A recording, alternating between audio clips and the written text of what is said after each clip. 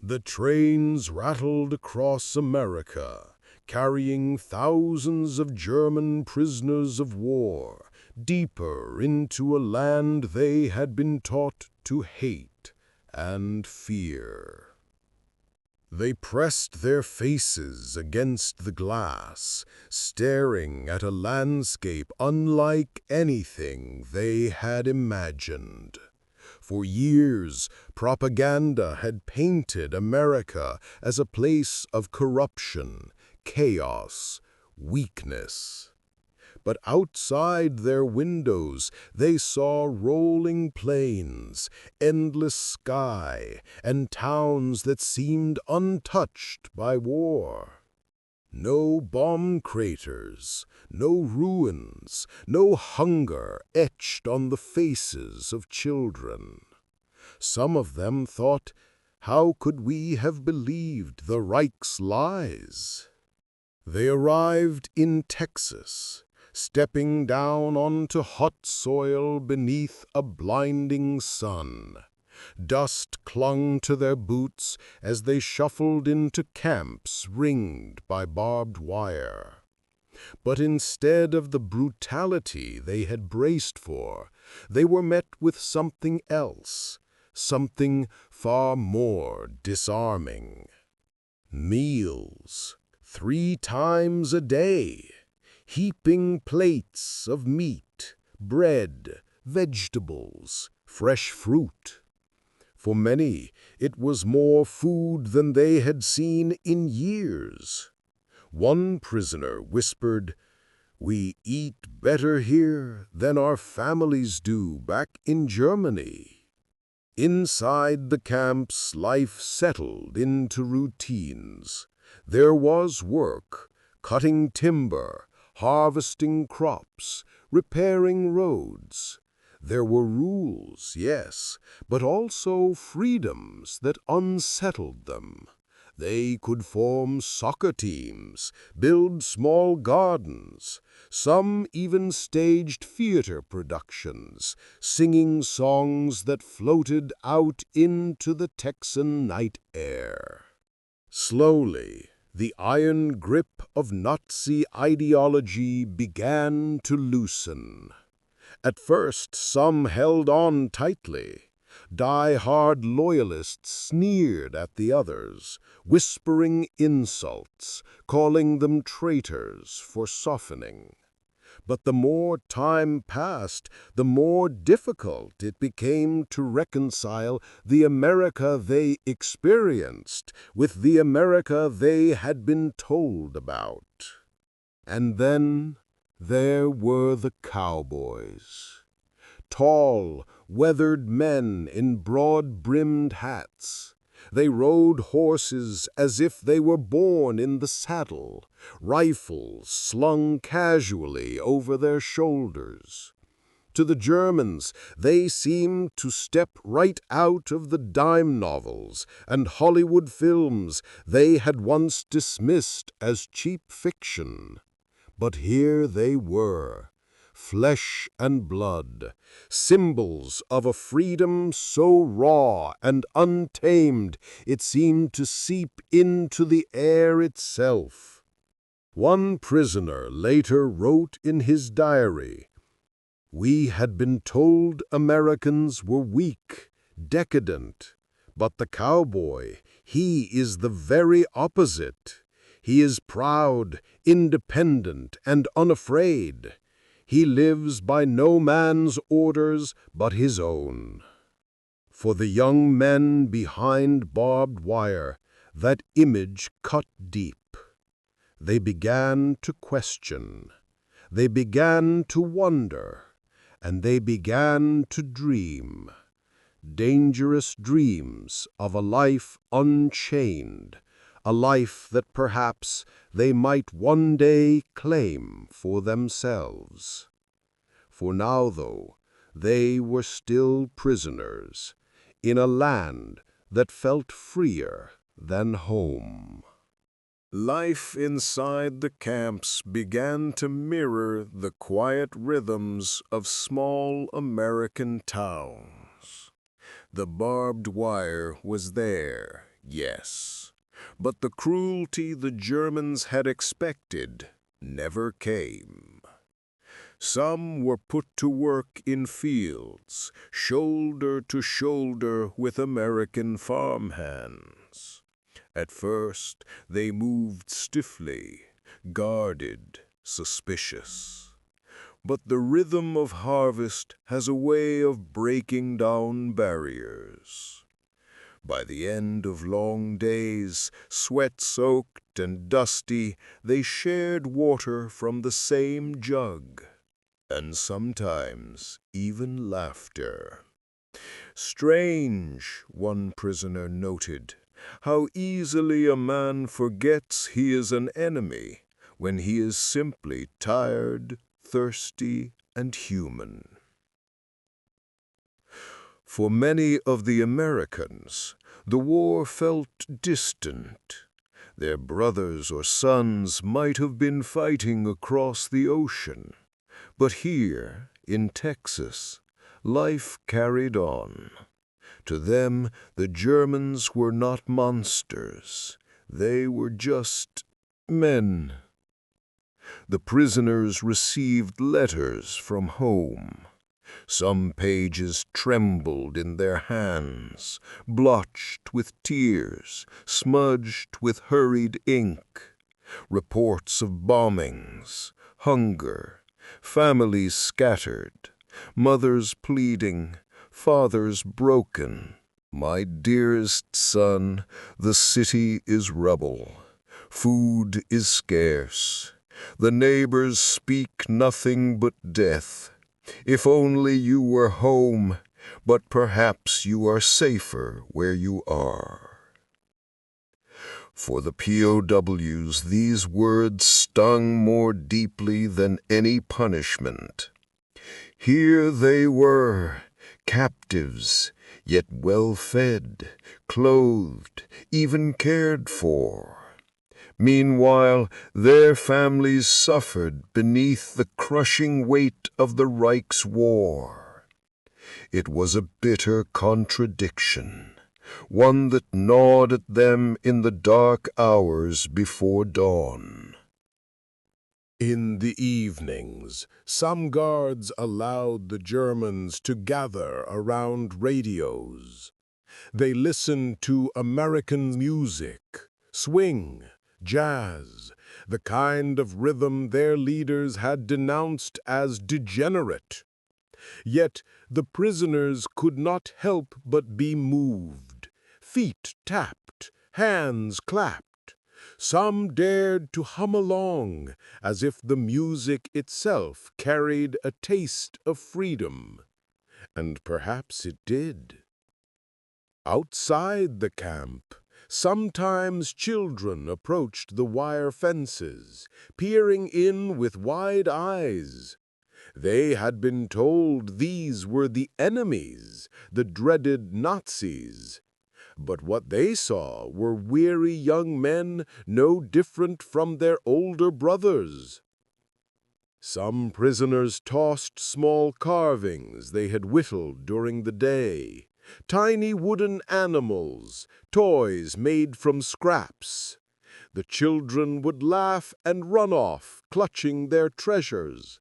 And slowly, almost imperceptibly, the enemy became less of a shadow and more of a reflection. Still, not all prisoners changed. Some clung desperately to their beliefs, to the iron doctrine hammered into them since youth. They barked at others for smiling at guards, scolded those who dared to show weakness. Inside the barracks, secret cliques formed. Fists sometimes flew. Loyalty was tested, and cracks opened between men who had once marched under the same flag. But outside those fences, the cowboy remained.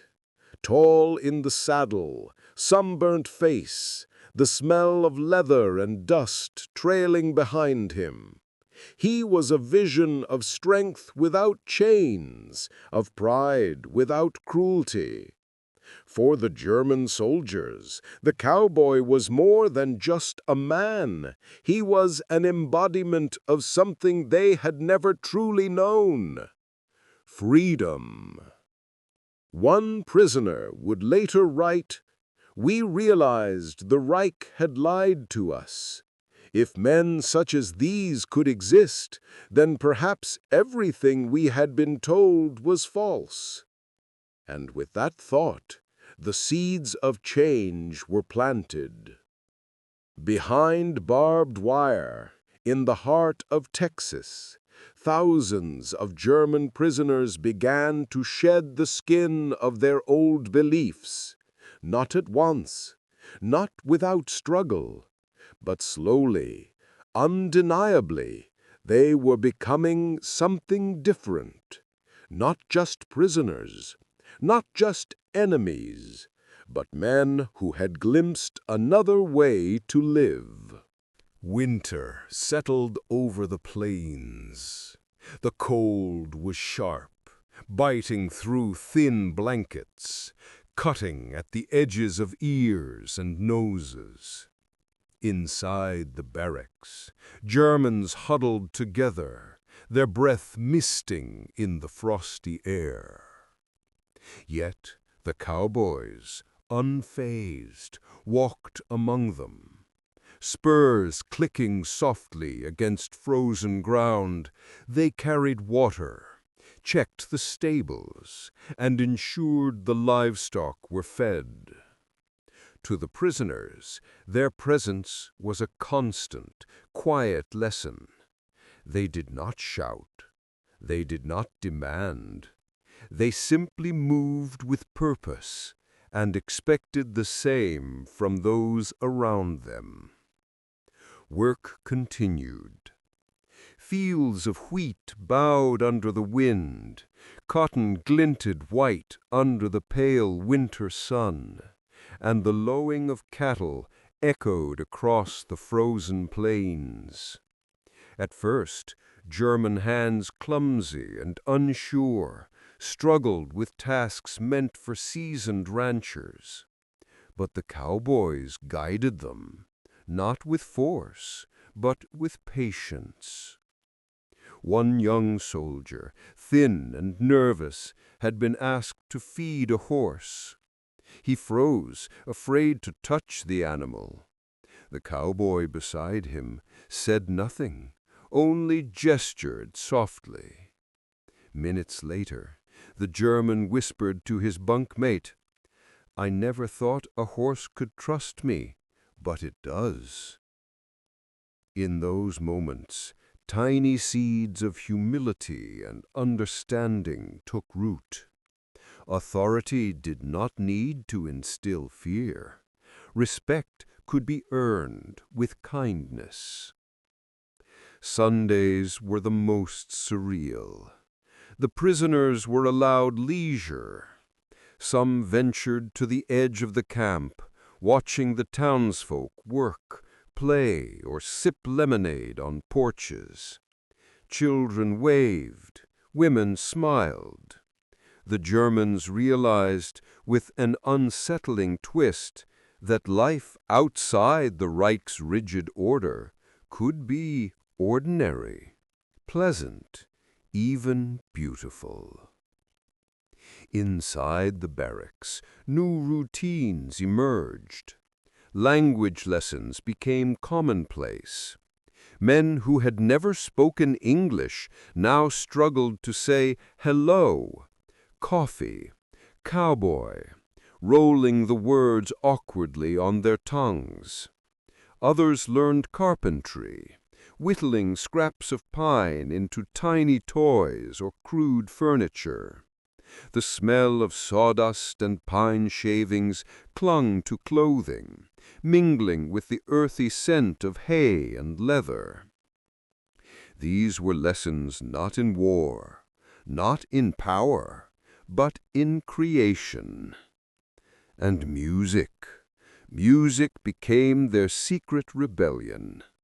Harmonicas, fiddles, and accordions breathed life into the cold nights. The Germans began with songs of home, melancholy tunes of forests, rivers, and lost loves. But soon the cowboy songs they overheard became part of the repertoire. The melodies blended, weaving a strange tapestry of old and new, captive and free. The guards listened sometimes, tipping their hats, smiling quietly. No command, no punishment, just acknowledgment.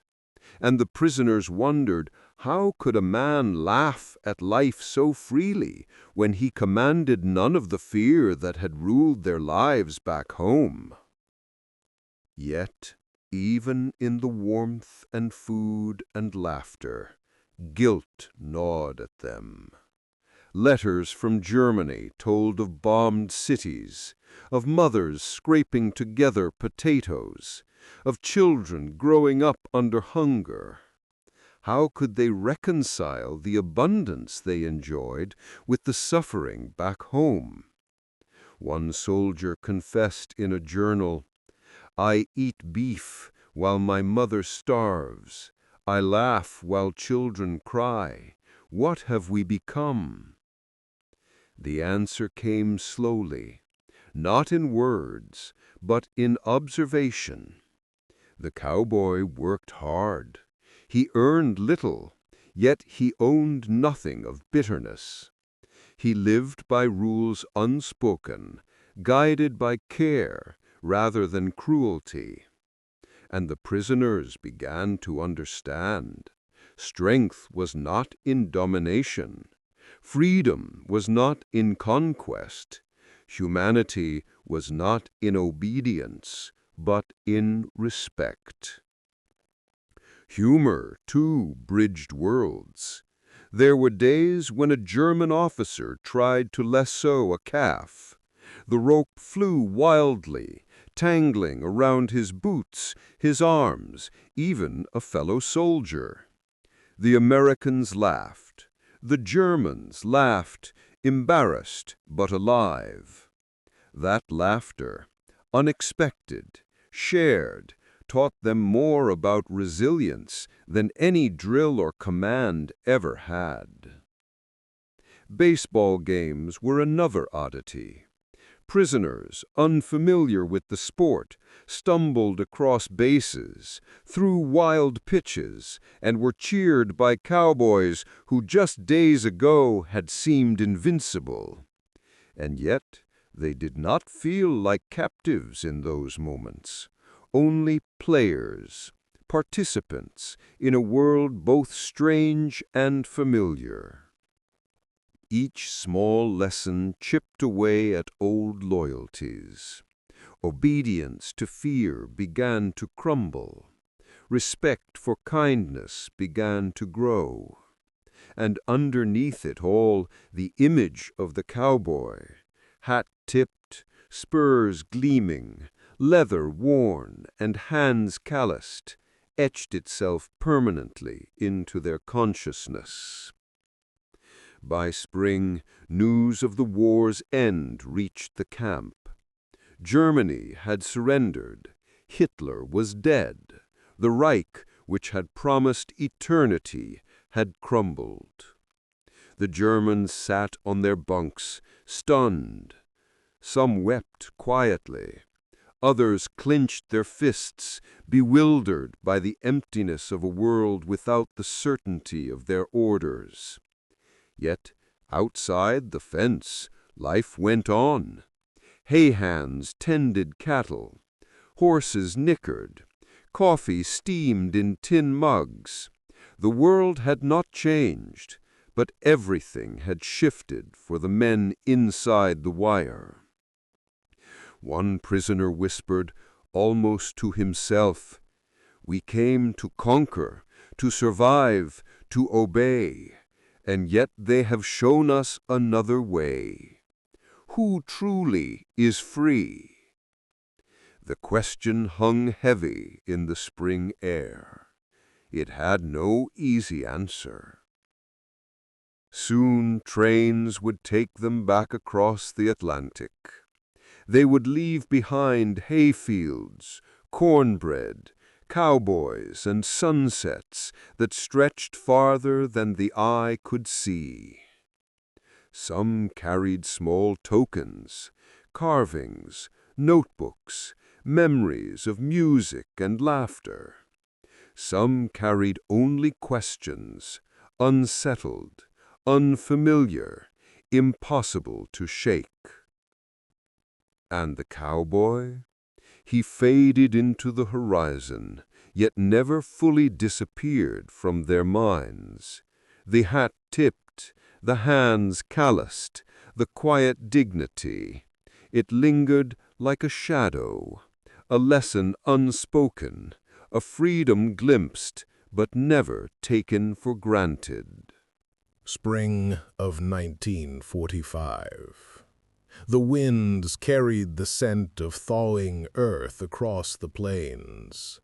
Trains, long idle during the camp's routine, now lined the tracks, ready to carry the defeated back across the Atlantic. The Germans, once filled with certainty of their superiority and the cruelty they expected, now moved with a quiet tension. Relief mixed with unease. Some looked forward to returning home, to families, to familiar streets of bombed-out towns. Others feared confronting what they had learned. The world they had left behind was still dominated by ruin, ration lines, and scarcity. Here they had eaten, laughed, worked, and even felt free in ways they had never imagined. They carried gifts, carved horses, notebooks filled with English words, scraps of wood shaped into trinkets.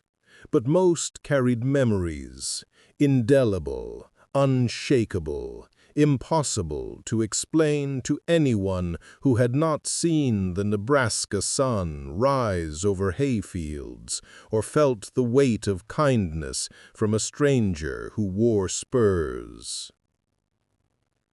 On the morning of departure, cowboys appeared along the fence once more. Spurs glinted in the sun, hands tipped hats, eyes met briefly with acknowledgment and perhaps a hint of farewell. A young soldier, barely 20, paused at the rail. He pressed his hand against the cold metal, as if to hold the memory in place. One cowboy, weathered and patient, nodded slightly, then turned and rode slowly toward the horizon. The boy whispered, "He works harder than we do, yet he is freer. Why do they treat us better than our own leaders?" No answer came. Only the wind across the prairie, the distant lowing of cattle, and the rhythm of horses' hooves fading into the distance. The trains rolled east. Fields of corn, wheat, and cotton passed outside their windows. Small towns glimmered in the spring sun. Children waved. White church steeples rose against the horizon. Some prisoners pressed their faces to the glass, trying to memorize every detail, every patch of land that had held them in captivity, yet taught them freedom. Letters written home were cautious, yet revealing. "Mother, I come back changed. America did not beat me. They fed me. They treated me as a man. I saw kindness, patience, and laughter in ways we never knew. I cannot explain it fully, but it has changed me." Another noted, The cowboys, they live harder than we do, yet freer. Their discipline is not of fear, but of respect. I think of them often. I may never meet them again, but I will never forget them. Many years later, some former prisoners returned to Germany with fragments of that life embedded in them. Cowboy clubs appeared in the 1950s, men wearing hats, strumming guitars, and dreaming of endless plains they had never truly owned, yet had known. Farms were named with English words, carved horses stood on shelves, harmonicas played faint cowboy tunes, quiet tributes to a land that had once held them prisoner, yet taught them dignity. Historians note that the encounter left a mark deeper than mere survival. Not every soldier abandoned old beliefs, but seeds of doubt, respect, and admiration for a different way of life had been planted. For many, the image of the cowboy, hat-tipped, hands calloused, eyes steady on the horizon, remained a touchstone of freedom, patience, and understated authority. And so, the story lingers, not in battles won or lost, not in treaties signed or borders redrawn, but in quiet lessons learned in the dust, sweat, and calm dignity of cowboys. Enemies were disarmed, not by bullets, but by bread, by coffee, by handshakes across fences. Freedom was not shouted in speeches, it was lived, quietly, patiently, and unassumingly. If you enjoyed this story, imagine the countless untold moments of humanity hidden in history's folds. And if this journey through time and the plains of Texas moved you, here's a small request. Subscribe to the channel to hear more stories that bring history alive. Like this video if the courage, humor, and unexpected kindness of men in wartime touched your heart. Share your thoughts in the comments. Did you ever imagine freedom could be found behind barbed wire in the shadow of a cowboy hat? History is more than dates and battles. It is the human stories, the paradoxes, and the lessons that linger long after the war has ended. Thank you for walking these plains, for seeing through the eyes of those who once believed captivity meant cruelty, and discovering that sometimes the greatest freedom comes from the simplest acts of kindness.